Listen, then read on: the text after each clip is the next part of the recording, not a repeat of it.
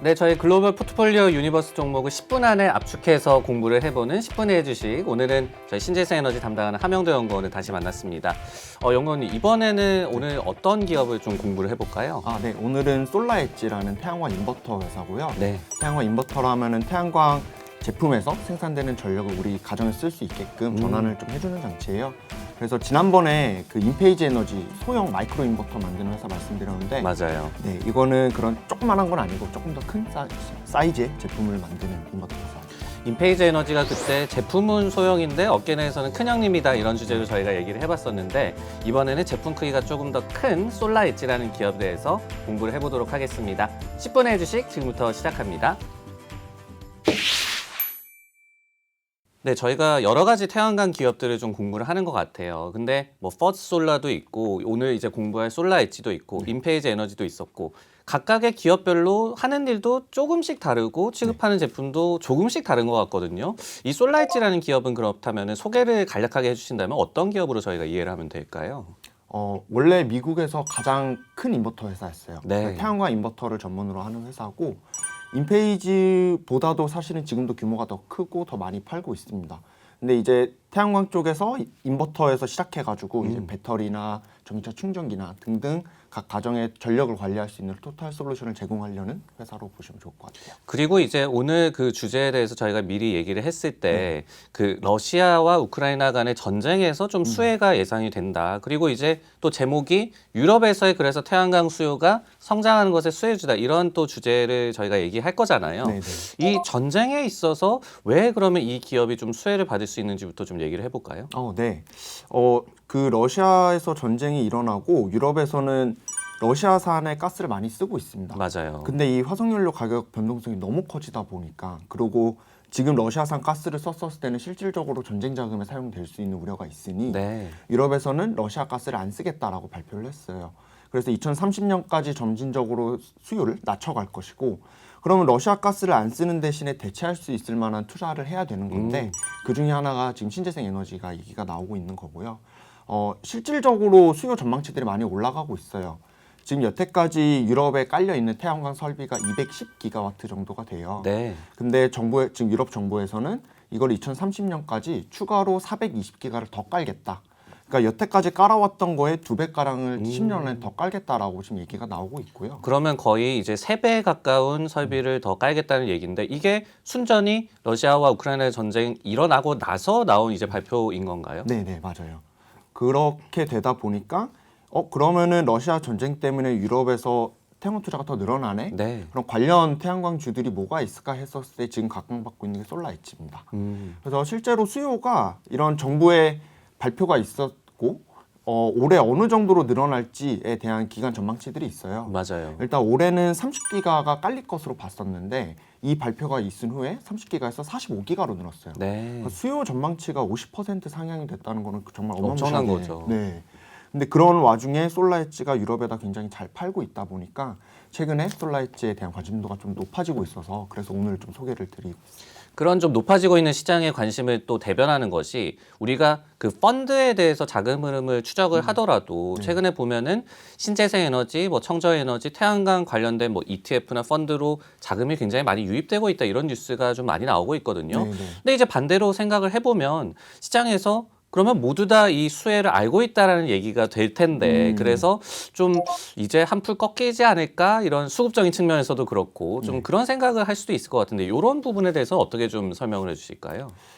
사실 단기적으로 굉장히 어려운 타이밍은 맞아요. 이미 반등이 좀 나왔고, 맞아요. 그리고 예측을 할 수가 없죠. 러시아 전쟁이 어떻게 될지. 그리고 러시아 전쟁 때문에 지금 같이 연동되고 있는 지표는 유가입니다. 국제유가. 네. 그럼 국제유가가 또다시 떨어지면은 사실 화석연료에 대한 수요가 올라간다고 많은 사람들이 생각을 할 테고, 네. 그럼 지금 각광을 받았던 태양광 쪽이나 신재생 관련된 업종들에 대한 자금이 계속해서 유입이 될까에 대한 걱정이 큰데, 결국에는 사실 실적을 보긴 봐야 돼요. 근데 지금 상황에서는 실적 전망치가 계속 올라가고 있습니다. 그럼 단기적으로의 변동성 확대는 있을 수 있지만은, 결국에는 주식은 실적과 멀티플로 인해서 움직이기 때문에 견조한 실적이 이어진다면 충분히 더 오를 수 있다라고 생각하고 있고요. 네. 그런 실적들에 대한 모멘텀이 1분기 실적 발표가 이제 곧 있잖아요. 한 달 뒤쯤에 있을 텐데, 그때 많은 업체들이 가이던스를 상향 조정할 것으로 저는 좀 기대를 하고 있어요. 그래서 좀 지금 단기적인 변동성에 노출은 될 수 있지만 결국에는 좀 우상향하는 흐름을 좀 예상하고 있습니다. 한 달 뒤라고 한다면은 뭐 한 4월 말이나 5월 네. 초쯤에 이제 태양광 기업들이 본격적으로 실적을 발표하는 그런 네. 얘기를 주신 것 같아요. 그러면은 이렇게 좀 중차대한 시기에 경영진의 또 능력이 잘 발휘가 되고 그리고 어쩌면은 좀 잘못된 선택하는 경우도 있지 않겠습니까? 네, 이 기업의 그렇다면 경영 전략이랄까요? 이런 부분에서는 어떤 좀 이 모습이 관측이 되고 있나요? 우선 미국에서 시작된 회사다 보니까 일단 네. 미국 안에서는 되게 잘해요. 그런데 이제 더 많은 매출을 일으키기 위해서는 글로벌 시장으로 나아가야 되는 거고 그런 측면에서 해외 매출을 굉장히 잘 일으키고 있습니다. 그리고 유럽의 수혜주로 꼽힐 만큼 유럽향 매출이 굉장히 많이 늘고 있어요. 이 회사의 유럽향 매출이 2017년에 한 20%가량 됐어요. 네. 전체 매출에. 근데 작년에 봤었을 때는 이게 34%로 증가를 했고 4분기만 떼어놓고 보면은 거의 50% 가까이로 늘어났어요. 그러니까 유럽 시장에서 굉장히 제품이 잘 팔리고 있는 상황이어서 그쪽에 대한 성장 전략을 계속해서 유지해 나가겠다라고 하고 있고요. 그리고 최근에는 태양광 제품 수요자들이 태양광 인버터뿐만 아니라 네. 다양한 제품들을 더 많이 원하고 있어요. 그 다양한 제품은 전기차 충전기도 그렇고 그리고 각 주택 옆에다가 다는 배터리 충전기 그 ESS에 대한 수요도 많이 늘고 있습니다. 그래서 그쪽에 대한 수요를 대응하기 위해서 지금 투자를 많이 해놓고 있고요.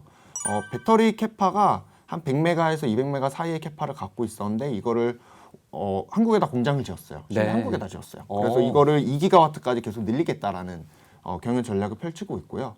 앞으로 늘어나는 수요에 맞춰서 선제적으로 대응을 잘 해놨고 캐파 증가를 통해서 계속해서 수요와 함께 성장해 나갈 수 있는 그런 전략을 펼칠 것으로 보고 있습니다. 뭐 해외 시장으로도 더 뻗어나가고 있고 그리고 원래는 이제 인버터 회사인데 이제는 뭐 배터리 그리고 뭐 전기차와 관련된 그렇다면은 모멘텀도 좀 얻을 수 있는 그 밸류 체인 간에 좀 시너지 효과가 기대된다는 점이 이 좋은 것 같은데 네네. 이 부분에 대해서 좀 더 뭐 좋은 매력에 대해서 설명을 해주신다면 어떨까요?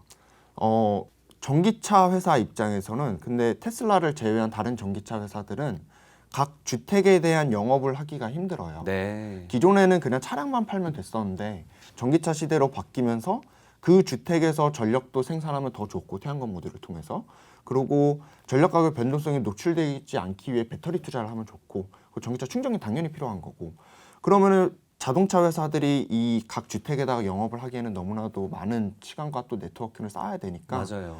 최근에는 태양광 회사들하고 손을 잡고 있는 케이스가 많이 늘고 있습니다.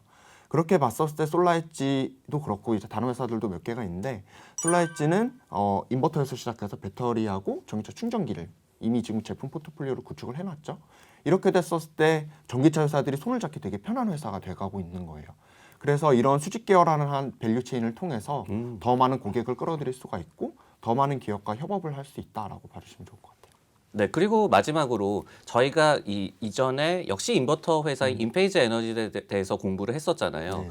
이 기업과 그러면은 좀 비교를 해봤을 때, 왜냐면은 인페이즈 에너지가 업계에서는 큰 형님이다라고 한다면 솔라엣지는 또 그것과 좀 대비가 되는 또 매력이 있어야 될 것 같은데 네. 어떻게 좀 다르게 저희가 봐야 될까요? 인페이즈 에너지에 대한 성장성은 사실 더 좋긴 해요. 네. 개인적으로 인페이즈를 좀 선호하는 부분도 있고 근데 지금 일단 단기적인 수혜를 봤었을 때 유럽에서 수요가 굉장히 많이 늘어나고 있는 건 사실이고 그리고 인페이즈 대비 유럽향 매출이 굉장히 높습니다. 그러면은 단기적으로 봤었을 때는 솔라엣지 아무래도 더 많은 자금이 유입이 될 수 있고요. 그리고 탄이라는 태양광 ETF를 보면은 맞아요. 과거에는 비중 1위가 인페이즈고 솔라엣지가 2위였으면은 최근에는 솔라엣지가 1위예요, 비중이. 그러다 보니까 전체적인 펀드 자금이 늘어날 때 솔라엣지의 자금이 더 유입이 될 수 있는 상황이어서 그런 측면에서 봤었을 때 인페이즈 대비에 좀 우위가 있다라고 볼 수 있을 것 같고요. 그리고 제품 자체도 워낙 오래된 업력을 갖고 있다 보니까 상당히 좀 안정적으로 잘 만드는 측면도 있어요. 그렇게 봤었을 때 시장 성장해 나가는 거를 충분히 잘 대응을 할 수 있는 회사다라고 봐주시면 좋겠습니다. 그리고 이제 그런 또 특장점이 있다라고 하더라도 결국은 이제 태양광 관련주가 주가 측면은 좀 같이 가는 그런 경향이 있잖아요. 그러면은 시황 측면에서 봤을 때 저희가 지금 찍고 있는 시점이 뭐 4월 초쯤인데 현재 뭐 태양광 전반적인 시황이라든지 앞으로의 전망이라든지 이런 부분에 있어서는 이 기업이 어떤 좀 포지션을 취하게 될까요?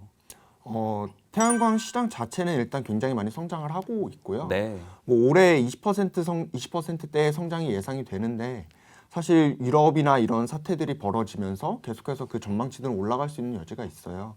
근데 그거에 맞춰서 솔라엣지는 지금 증설을 굉장히 많이 하고 있고 그 수요에 대해서 충분히 업력이 많이 쌓여 있는 회사다 보니까 그 수요 늘어나는 거에 대해서 충분히 대응을 잘 할 수 있다라고 보시면 좋을 것 같아요. 네, 전체적인 시장 성장 속에서도 또 돋보일 수 있는 솔라 엣지에 대해서 오늘 알아봤습니다. 특히 이제 유럽에서의 태양광 수요 급증에 수혜를 받을 수 있는 종목이라고 하니까요. 잘 체크하시면 좋을 것 같습니다.